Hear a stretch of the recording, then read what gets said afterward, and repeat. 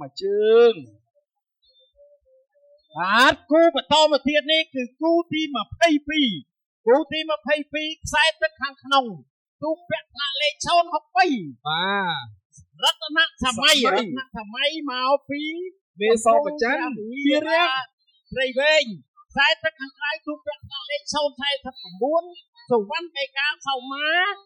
ទេវីអង្គរអំពើពេជ្រពេជ្រឯកឋានគ្រឿងទឹកពេជ្រមិត្តដល់ចុងអូល្អណាស់ណាបាទសុវណ្ណបេកាបាទសៅមាទេវីអង្គរអំពើពេជ្រខ្សែទឹកខាងក្រៅក៏ដឹងតែបាទលឿនប៉ុន្តែឥឡូវនេះរតនសម័យក៏តកដែរបាទចាំមើលរតនបាទគាត់មកតាំងពីមានសប្រចាំព្រៃវែងក៏ប៉ុន្តែដូចជាដាច់អើយតែទឹកខាងក្រៅមានឯកឋានគ្រឿងទឹកពេជ្រមិត្តដល់ចុងចង្វាពណ៌សគឺសវណ្ណបេកាបាទសវណ្ណបេកាដល់ទីហើយតែដូចជាបថយដៃបាទអត់ដឹងថានាឡិកាគេត្រៀមចុចឲ្យទេបងបាទអត់អីទេអរគុណណាស់បងទាំងអស់គ្នា